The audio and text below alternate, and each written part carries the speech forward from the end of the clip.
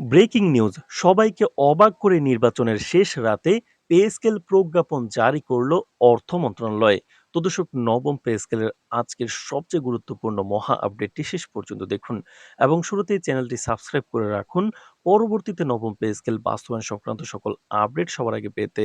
তো দর্শক, নির্বাচনের উত্তেজনায় প্রায় পুরো দেশ যখন অপেক্ষায়, ঠিক সেই মুহূর্তে সেই সময় সবাইকে অবাক করে এক ঐতিহাসিক ঘোষণা করল বর্তমান সরকার। অর্থ মন্ত্রণালয় আজ রাতেই সরকারি কর্মচারীদের জন্য নতুন পে স্কেল প্রজ্ঞাপন জারি করেছে। এই প্রজ্ঞাপন শুধু সরকারি কর্মচারীদের জন্য নয়, পুরো সরকারি ব্যবস্থার জন্য এক বিরল মুহূর্ত হিসেবে চিহ্নিত হচ্ছে। দীর্ঘ ১০ বছর ধরে পে স্কেল পুনর্গঠনের দাবি উঠলেও রাজনৈতিক কারণে তা বাস্তবায়ন হতে পারেনি। এবার শেষ মুহূর্তে প্রজ্ঞাপন জারির মাধ্যমে সেই দীর্ঘ প্রতীক্ষার অবসান ঘটেছে। সরকারি সূত্রের বরাত দিয়ে জানা গেছে, পে স্কেল প্রজ্ঞাপনের প্রস্তুতি প্রায় ১ বছর ধরে চলে।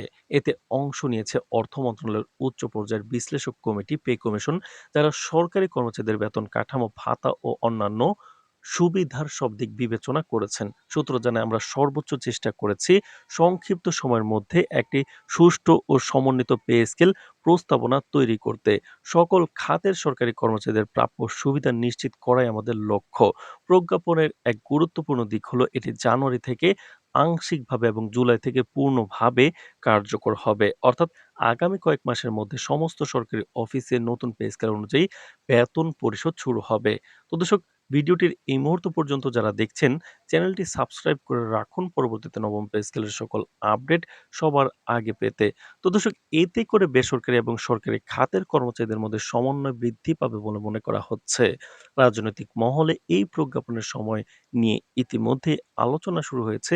বিরোধী দলগুলো মন্তব্য করেছে যে নির্বাচনের আগের রাতে পে স্কেল ঘোষণা করা হয়েছে যাতে নির্বাচিত নতুন সরকারের উপর রাজনৈতিক চাপ সৃষ্টি করা যায়। তবে সরকারি পক্ষ বলছে এই সিদ্ধান্ত সম্পূর্ণ স্বচ্ছ ও সকল সরকারি কর্মচারীর জন্য সমানভাবে প্রযোজ্য।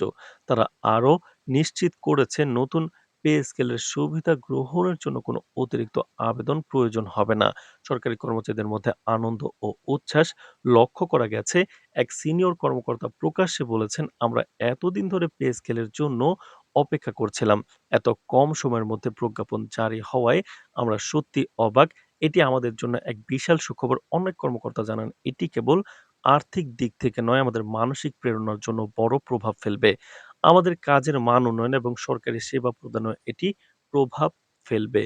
বিশ্লেষকরা বলছেন, দীর্ঘদিন ধরে পে স্কেল বাস্তবায়নের ক্ষেত্রে বিভিন্ন রাজনৈতিক বাধা ও প্রশাসনিক জটিলতা দেখা দিয়েছিল। তবে বর্তমান সরকার নির্বাচনের শেষ মুহূর্তে প্রজ্ঞাপন জারি করে সেই বাধাগুলো অতিক্রম করেছে।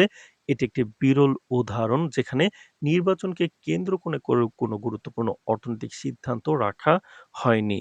এই প্রজ্ঞাপনের মাধ্যমে সরকারি কর্মচারীদের বেতন কাঠামোকে নতুনভাবে সাজানো হয়েছে। এতে করে বিভিন্ন ভাতা, বোনাস এবং অন্যান্য সুবিধার বিস্তারিত নির্দেশনা, যা কর্মচারীদের আর্থিক নিরাপত্তাকে দৃঢ় করবে। কর্মকর্তারা জানিয়েছেন, নতুন পে স্কেলের সঙ্গে যুক্ত সুবিধাগুলো দীর্ঘমেয়াদে সরকারি কর্মচারীদের জীবন মানের উন্নয়নে সহায়ক হবে।